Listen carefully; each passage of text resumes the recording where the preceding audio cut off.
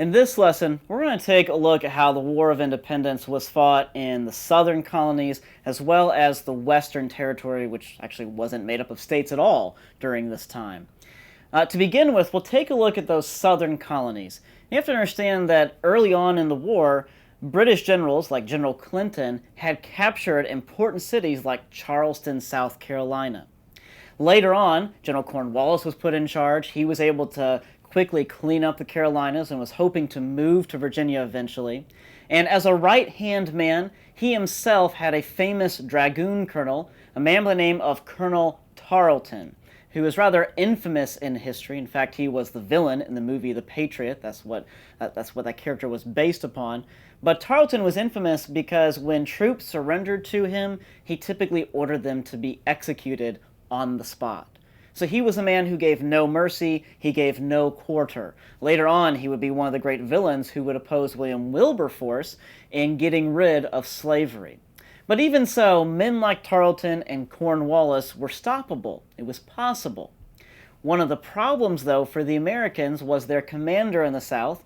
That was Horatio Gates, who, as I told you earlier, was rather indecisive as a general. He was put in charge of the South, but he lost his commission after the Battle of Camden. Because it was at the Battle of Camden that not only did he not have a good strategy, but he ordered the retreat, which is fine. Washington often ordered retreats. But during the retreat, he made certain that he was running faster than anybody else, and actually retreated some 60 miles in the lead the entire way. And so the army in the South lost confidence in their leadership because they saw their leader as something of a coward. But that wasn't the only story going on in the South. Another story, and actually one of the great victories and highlights of the engagement down south, was the Battle of Kings Mountain. It was at this battle where a British major by the name of Ferguson decided that he would lead some 1,400 militiamen and loyalists, all representing the British side of things, against the Over Mountain men. Now, the Over Mountain men were people from the Carolinas or people from Virginia who had essentially crossed into the Appalachians and were living there, or who had crossed over into places such as the future state of Tennessee and had set up their own republics there. These people were seen as rebels, like the rest of the colonies, and so the British Crown wanted to control these as well. So Major Ferguson famously went up, took a stronghold on Kings Mountain, and he issued the challenge to God Almighty and to the Over Mountain men to come and beat him. Now, it's one thing to challenge your opponent. It's another thing to challenge an infinite God. Probably wasn't the wisest move on Ferguson's point. Either way, though, the Over Mountain men, who were seen by Ferguson and by the British as being these rednecks, as being these hicks, which they probably weren't easily conquered, just like hicks and rednecks are not easily conquered. In fact, these men were guys who were great sharpshooters. These were men who knew how to survive in the wilderness. These were men who were not easily defeated. And so, these Over Mountain men came in full force, roughly the same size of the force that Ferguson had, and they worked their way up the mountain. They had to attack up the mountain, but they sharp-shooted their way up to such a degree that almost an entire force of Ferguson's was defeated, and he had to surrender. Soon after this, Nathanael Greene, that right-hand man to Washington, was sent down south to take over the army from Gates in the southern colonies. He quickly reorganized the army into smaller divisions. He actually had this vision that if the army could move more quickly, if they could be an army that could raid British lines and disrupt the British forms of communication, then they would have a chance to stop that British machine from conquering more territories. He put men like Daniel Morgan, and famously men like Light Horse Harry Lee, which is just an awesome name to begin with, in charge of these smaller raiding parties, which were incredibly successful. It was also the places such as the Battle of Cowpens, things like that happened at the same time. In fact, at that battle, Daniel Morgan faced off against Tarleton, that infamous colonel. And what Morgan did was he took the militia, who Tarleton hated and disrespected, and he put them in his front lines with the regulars from the Continental Army behind them. It was a simple strategy. The plan was, he knew that Tarleton hated the militiamen and despised them, so he said Tarleton will target those guys, he'll attack them first. And he instructed the militiamen to let Tarleton attack and then to retreat into the rest of the American lines. Tarleton did just this. He attacked the militia, he saw them begin to retreat, he thought, there you go, they're acting like the cowards I thought they were, and he pursued them deeper into the American army, which then closed in around him and cut him off and trapped him. Out of his 1,000-man force, he lost some 830 that day to the American armies and really to his pride. Greene himself would have several more engagements. Many of them he would actually lose or have to retreat. That was how he was like Washington. He knew when to stand and fight, and he knew when to retreat, and he kept the war alive, and he kept the British from having too much territory or too many gains in the South. Meanwhile, out in the Western Territory, that great area of the Ohio Valley beyond the Appalachian Mountains, a certain commander was sent. His name was George Rogers Clark.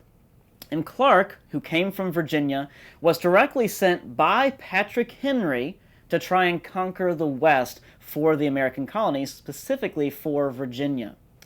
And he actually gathered about 160 of those over-mountain men, those backwoods sharpshooters, from places like Virginia or places like what would become Louisville in Kentucky.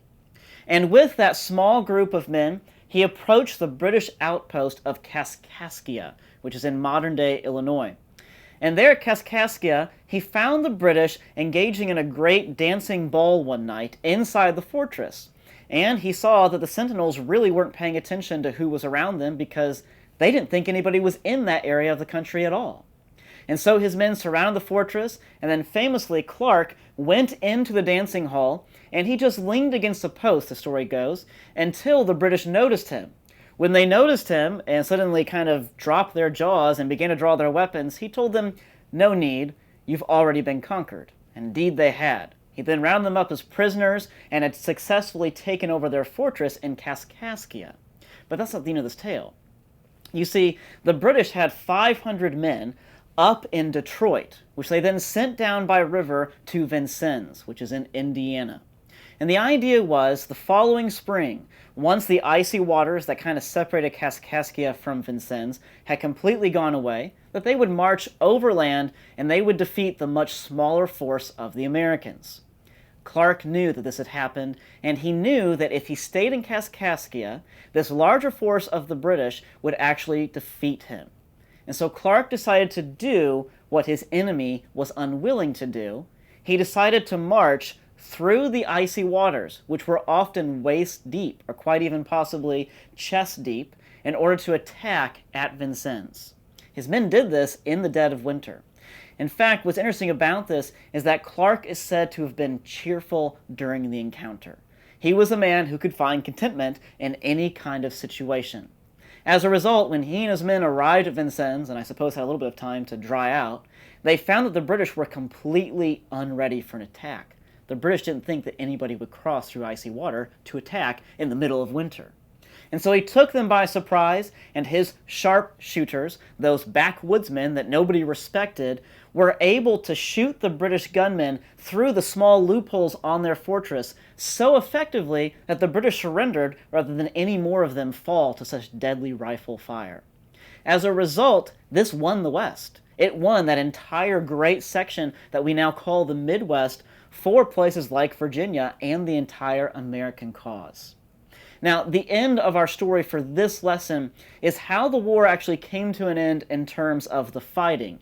And to understand that, we have to look at the Battle of Yorktown. The Battle of Yorktown occurred when George Washington tricked the British. The British, who were still up in New York, expected that Washington would attack New York City and try to retake it. After all, Congress had wanted that for a long time, and the British knew that. So, Washington decided to do the opposite of what was expected. Instead of going north up to New York City, he went south, covering 18 to 20 miles a day, encouraging his men to march as quickly as possible. It took the British days to figure out what he was doing. By the time they learned that he had gone south, they realized that he was down in Virginia, and that he had surrounded their great general Cornwallis at the town of Yorktown.